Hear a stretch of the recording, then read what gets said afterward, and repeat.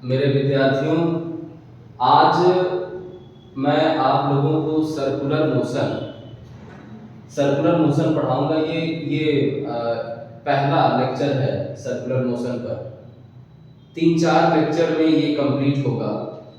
3-4 lecture में circular motion आपको पूरा समझ में आ जाएगा अलॉन्ग विथ न्यूमेरिकल, मतलब सवाल क्वेश्चन के साथ जो जेईई मेंस और नीट के लिए इम्पोर्टेंट होते हैं उस टाइप के क्वेश्चन को डिस्कस करने के साथ ये 3-4 वीडियो या 3-4 लेक्चर में ये कंप्लीट होगा।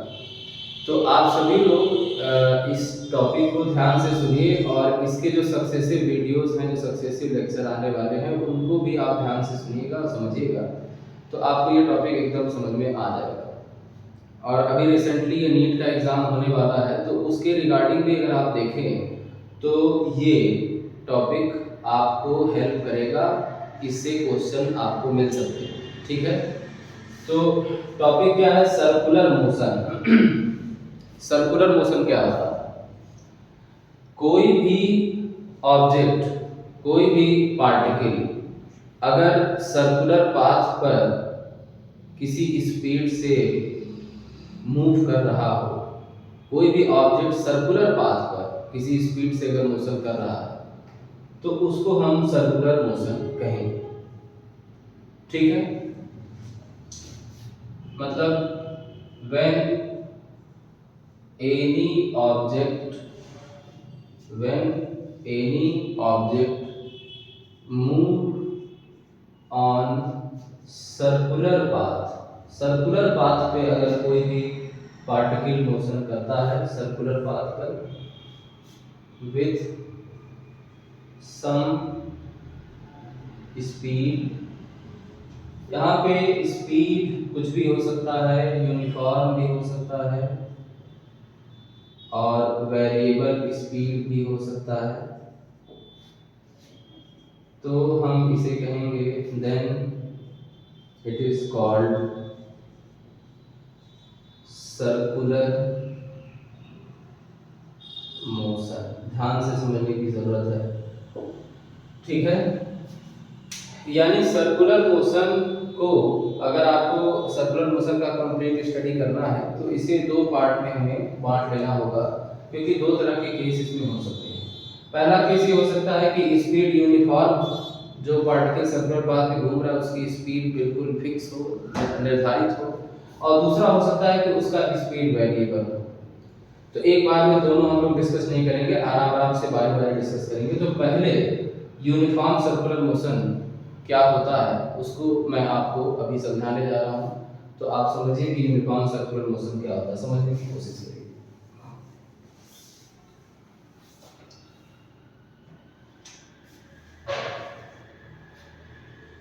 यूनिफॉर्म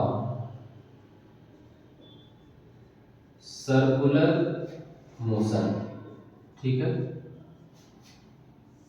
काफी बड़ा वर्ड है, इसको शॉर्ट में हम लोग यूसीएम बोलेंगे। ठीक है, जब मुझे ये वर्ड बोलना होगा तो मैं यूसीएम बोलूंगा, यूनिफॉर्म सर्कुलर मोशन।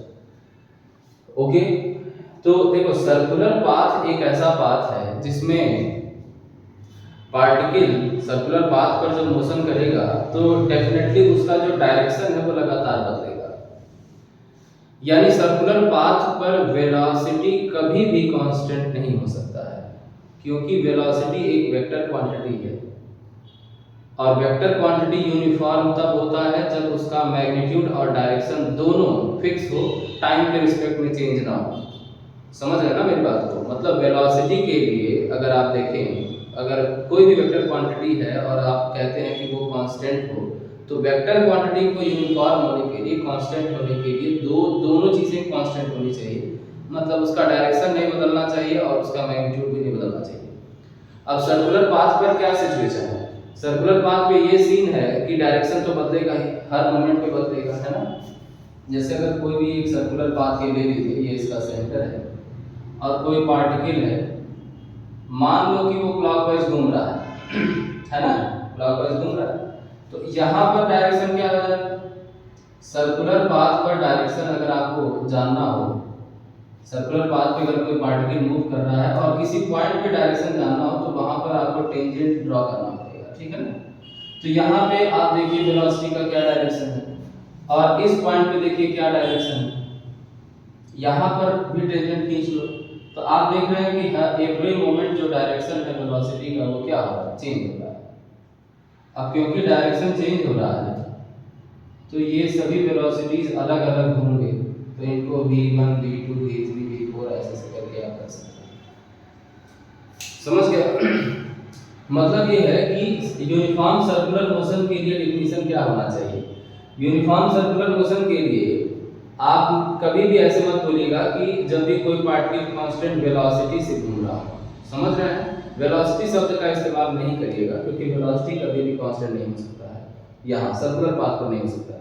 कोई पूछे क्यों तो रीजन बता देना, क्योंकि डायरेक्शन लगातार चेंज हो रहा है, ठीक है, और वेलोसिटी वेक्टर है और डायरेक्शन चेंज होगा तो यूनिफॉर्म कैसे रहेगा, है ना।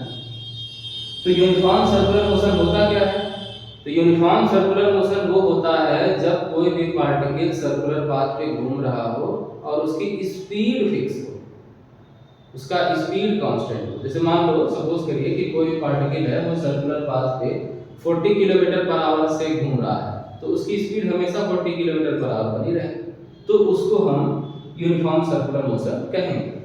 समझ गए कि नहीं? तो यानी यूनिफॉर्म सर्कुलर मोशन का डेफिनेशन क्या हो जाएगा, when any object move on circular path with constant speed, ध्यान रहे वेलोसिटी नहीं, with constant speed, then it is called uniform circular motion। ठीक है, छोटी छोटी इसमें बहुत सारी बातें हैं जो एक एक करके हम लोग समझेंगे, धीरे से सुनने की जरूरत है, घबराने की जरूरत नहीं है, ठीक है। यूनिफॉर्म सर्कुलर मोशन समझ गए। यूनिफॉर्म सर्कुलर मोशन का क्या मतलब है कि जब भी कोई पार्टिकल सर्कुलर पाथ पे एक कांस्टेंट स्पीड से घूमेगा तो उसको यूनिफॉर्म सर्कुलर मोशन कहेंगे, ठीक। इसके बाद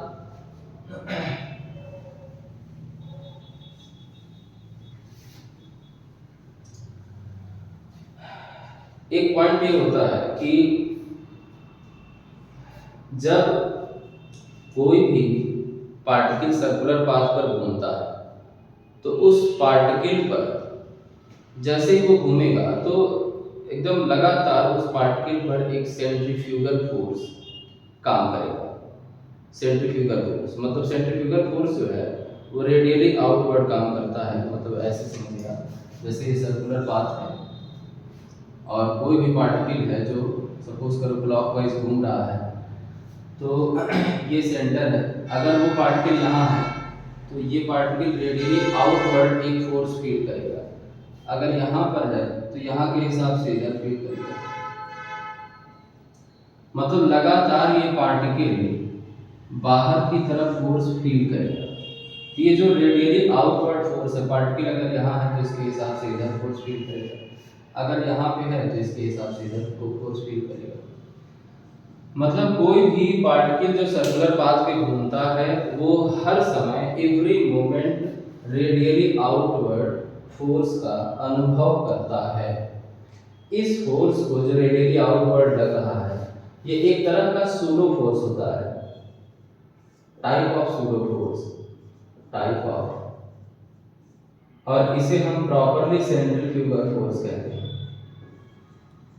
सेंट्रीफ्यूगल, सेंट्रीफ्यूगल का मतलब होता है away from centre, away from centre, ठीक है ना, सेंटर से दूर लगने वाला फोर्स सेंट्रीफ्यूगल फोर्स।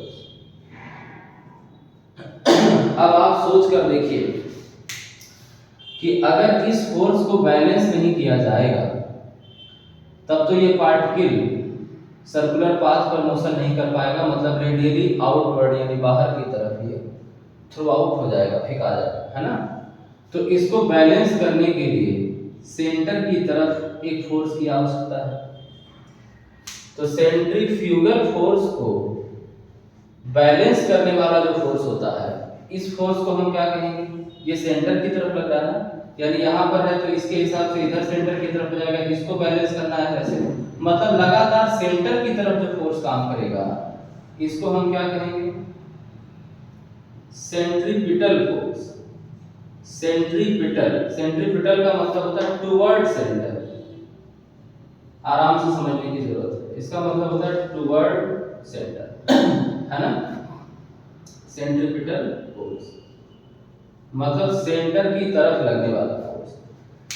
तो अब ये समझ में आ रहा है कि हमारे नेचर में जहां कहीं भी सर्कुलर मोशन हो रहा है, जहां भी हो रहा है वहां पर उस पार्टिकल पर सेंट्रीफ्यूगल फोर्स अपने आप जनरेट हो जाएगा, उस पर लगने लगेगा।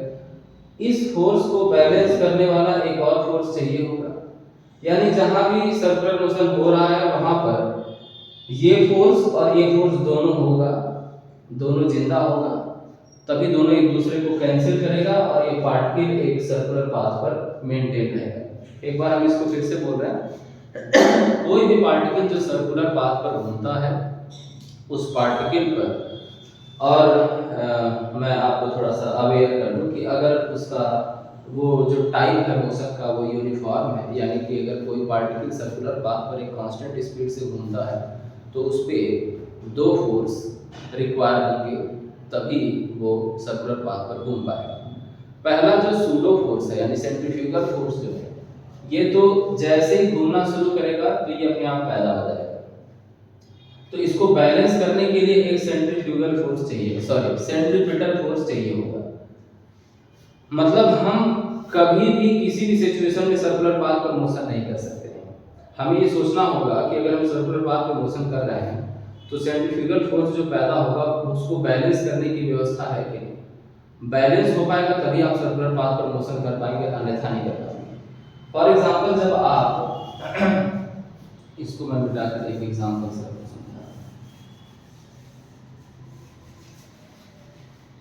जैसे ये सन सपोज कर लीजिए और ये है आपका अर्थ पृथ्वी, ये सन के अराउंड सर्कुलर पाथ पर घूम रहा है ना। तो कैसे ये बैलेंस है, एक ये जो है सेंट्रीफ्यूगल फोर्स जब ये सर्कुलर पाथ पे घूमेगा तो इस पे सेंट्रीफ्यूगल फोर्स काम करेगा बाहर की तरफ। ये सेंट्रीफ्यूगल फोर्स जनरेट होने का भी कारण है। एक लाइन में मैं बता दूं, जब पार्टिकल सर्कुलर पाथ पर घूमता है तो इसका इनर्शिया बदलेगा, इसकी पोजीशन बदलेगी। और जब पोजीशन जब भी बदलता है पार्टिकल का, जैसे मान लो आप इधर चल रहे हो फिर अचानक से इधर मुड़ गए, तो जब आप अपना इनर्शिया बदलते हैं तो एक फोर्स पैदा होता है जिसे हम सूडो फोर्स कहते हैं। तो सर्कुलर पाथ एक ऐसा पाथ है जिस पर मूव करने वाला जो पार्टिकल होता है ना, इसका पोजीशन हमेशा बदलता रहता है। पोजीशन का मतलब है कि स्पीड भले ना बदले लेकिन डायरेक्शन तो चेंज हो ही रहा है, और डायरेक्शन चेंज होने की वजह से इसका जो इनर्शिया है, जो इसका फ्रेम है वो बदलेगा, और फ्रेम बदलोगे तो एक फोर्स पैदा हो जाता है जिसको हम लोग सूडो फोर्स कहते हैं। तो डायरेक्शन चेंज होने की वजह से ये फोर्स पैदा हो जाता है, अगर डायरेक्शन चेंज नहीं होता तो ये फोर्स पैदा नहीं होता। तो यानी पृथ्वी जो सन के अराउंड घूम रही है तो ये बाहर की ओर फोर्स अनुभव करेगी। अब इसको बैलेंस कौन करेगा, सन के द्वारा जो ग्रेविटेशनल फोर्स लग रहा है, ग्रेविटेशनल फोर्स ये बैलेंस करेगा। तो सेंट्रीफ्यूगल फोर्स जो अपने आप पैदा हो जाता है सर्कुलर पाथ पे घूमने पर, तो इस फोर्स को ग्रेविटेशनल फोर्स यहाँ बैलेंस कर दिया, दोनों बैलेंस कर दिए तो सर्कुलर पाथ में मोशन यहाँ संभव है। ठीक है, तो एक और एग्जांपल अभी मैं दे दे रहा हूँ, जैसे एक और एग्जांपल देख लीजिए इसके अलावा। जैसे अगर हम धागे से बांधकर किसी ऑब्जेक्ट को जिसका मास m है, इसी धागे से बांधकर इसको नचाते हैं, तो यहाँ पर जो टेंशन फोर्स है जो इसके रिस्पेक्ट में सेंटर की तरफ काम करेगा, और ये घूम रहा सर्कुलर पाथ पे तो बाहर की तरफ सेंट्रीफ्यूगल फोर्स होगा।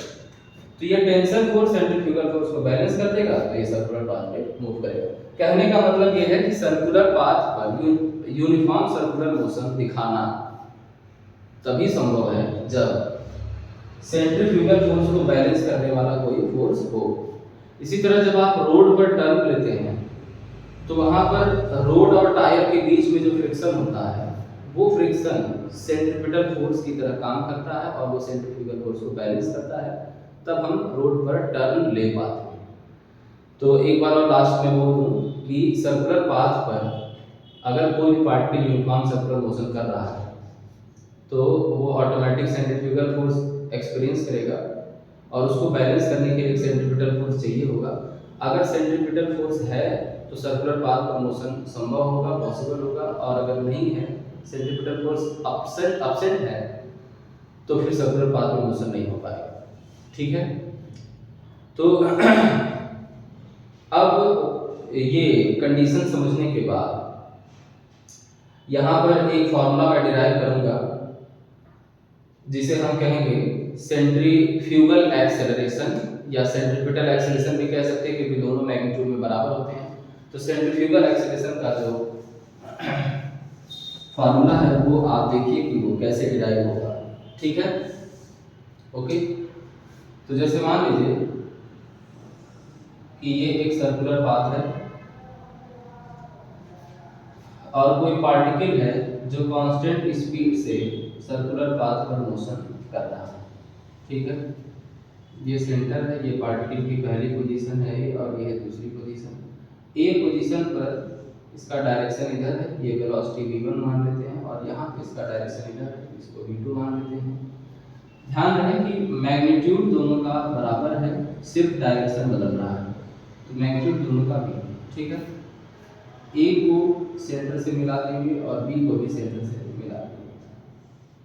बीच में यहाँ जो एंगल बन रहा है उसको आप थीटा सपोज कर लीजिए, और ये जो सर्कुलर पाथ की लेंथ है जिसे हम आर कहते हैं, इसको डेल्टा एस सपोज कर लीजिए, और जो रेडियस है इसको आर सपोज कर लीजिए। ठीक है ना, तो आपने क्या पढ़ा है, एंगल इज इक्वल टू क्या होता है, आर अपॉन रेडियस। ये फॉर्मूला पढ़ा है, इसको आप ध्यान में रखिएगा, इसको। ठीक है, तो और एक काम और हम लोग कर सकते हैं, ये वेलोसिटी जो दो वेलोसिटीज हैं इनके हेल्प से इन दोनों वेलोसिटीज को यहाँ पर मैं अलग से ड्रॉ करता हूँ। देखिए ये वेलोसिटी इधर है, किसी भी वेक्टर को ड्रॉ करते समय डायरेक्शन और लेंथ का आपको ध्यान देना होता है। ठीक है, तो ये दो वेलोसिटीज हैं, और 1 से 2 की तरफ जब आप एक वेक्टर ड्रॉ करेंगे तो ये चेंज इन वेलोसिटी को डिनोट करेगा, मतलब ये v2 माइनस v1 को डिनोट करेगा। ठीक है, तो इन दोनों वेलोसिटी के बीच में जो एंगल बन रहा है वो थीटा के ही बराबर बनेगा, मतलब इतना। ठीक है, तो इसका एक नया नाम हम देते हैं ट्रायंगल का, पी क्यू आर। तो मैं आपको बता दूं कि अगर if theta b tends to 0, मतलब थीटा बहुत स्मॉल हो अगर, तो उस केस में ना ट्रायंगल OAB और ट्रायंगल PQR लगभग सिमिलर होगा। Then triangle OAB will be similar to the triangle PQR। ठीक है, तो जब ये ट्रायंगल और ये ट्रायंगल आपस में सिमिलर होंगे तो सिमिलर ट्रायंगल की जो प्रॉपर्टी होती है क्या होती है कि करेस्पॉन्डिंग साइड का रेशियो इक्वल होता है, तो उस प्रॉपर्टी को हम लोग इस्तेमाल करते हैं। ठीक है, वो इधर आ जाइए ना, तो इस ट्रायंगल में ये वाला साइड ले, ये साइड ले लीजिए OB, और इसमें आप ले लीजिए PR, यानी OB अपॉन PR। ये साइड इसमें का, ये साइड इसमें का, ये अब इसमें का ये वाला साइड ले लो, इसमें सामने वाला साइड ले लो, तो ये सामने वाला साइड क्या है, इसमें AB, और इसमें सामने वाला साइड क्या है, QR। ठीक है, इन सब का मैग्नीट्यूड कंसीडर करेंगे हम लोग। तो OB क्या है, रेडियस के बराबर है, तो यहाँ पे R लिख सकते हैं। PR V2 है, V2 का मैग्नीट्यूड लिखेंगे। AB क्या है, ये जो सर्कुलर लेंथ है ना, ऐसे अगर आप इसको डायरेक्ट ऐसे मिला दें, यही है AB लेंथ। जब ये थीटा छोटा होगा तो ये डायरेक्ट लेंथ और ये सर्कुलर लेंथ लगभग बराबर होंगे, मतलब AB को आप डेल्टा S के बराबर ले सकते हैं। तो ए बी की जगह पे हम डेल्टा एस लिख देंगे। और क्यू आर क्या है यहाँ पे देखिए, ये रहा क्यू आर। क्यू आर क्या है, डेल्टा बी। तो डेल्टा बी का हम लोग मैग्नीट्यूड लिखेंगे यहाँ पर, ठीक है ना। अब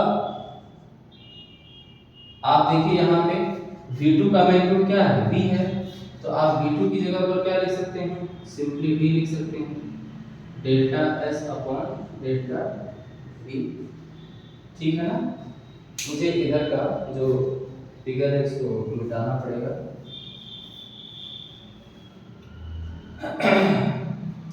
ये चेंज इन स्पीड को बता रहा है, ध्यान रहे। ये जो टर्म है ना, ये टर्म किसको बता रहा है, magnitude of change in velocity.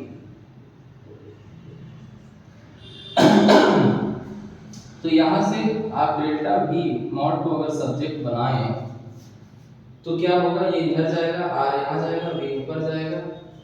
तो delta s into v divide by r, ठीक है। दोनों तरफ अगर हम टाइम से डिवाइड कर लें देन व्हाट विल हैपन, देखिए ध्यान से। तो ये चेंज वेलोसिटी में जो चेंज हो रहा है उसके मैग्नीट्यूड को बता रहा है, और ये टाइम। तो ये क्या होता है, ये एक्सेलरेशन को डिनोट कर रहा है ना। यहां मैं लिख दे रहा हूं, since a is equal to delta v upon delta t। तो यहाँ पे a लिख दिया जाए, ठीक है। और delta s upon delta t का ये डिस्टेंस और ये टाइम है, ये तो स्पीड को बता रहा है। तो इसकी जगह पे हम v लिख देंगे। a भी पहले से है, ध्यान दीजिए, है ना। तो यहाँ से a इज इक्वल टू क्या आ गया, v स्क्वायर अपॉन r। तो ये जो फार्मूला मिला है ना, ये है सेंट्रीफ्यूगल एक्सेलरेशन है। ये एक्चुअली सेंट्रीफ्यूगल एक्सेलरेशन जो सेंटर से अवे काम करता है। अब क्योंकि सर्कुलर मोशन जब हो रहा होता है, सर्कुलर मोशन जब हो रहा होता है तो उसमें सेंट्रीफ्यूगल और सेंट्रीपिटल बराबर है। तो कभी-कभी आप इसे सेंट्रीपिटल भी बोल देते हैं, समझ रहे हैं ना।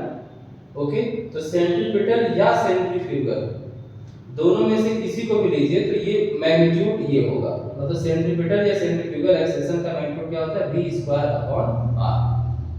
क्लियर है। v क्या है, स्पीड है, और r क्या है, रेडियस।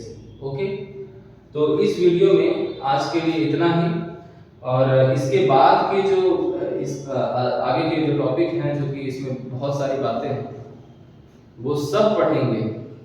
तब आप जो एग्जाम देने वाले हैं, जो कॉम्पिटिटिव एग्जाम देने वाले हैं, उनके प्रॉब्लम को आप सॉल्व कर पाएंगे। तो मुझे सुनने के लिए, मुझे देखने के लिए आप सभी का बहुत बहुत धन्यवाद। नेक्स्ट वीडियो में मैं इस टॉपिक को कंटिन्यू करूंगा। तब तक के लिए जय हिंद।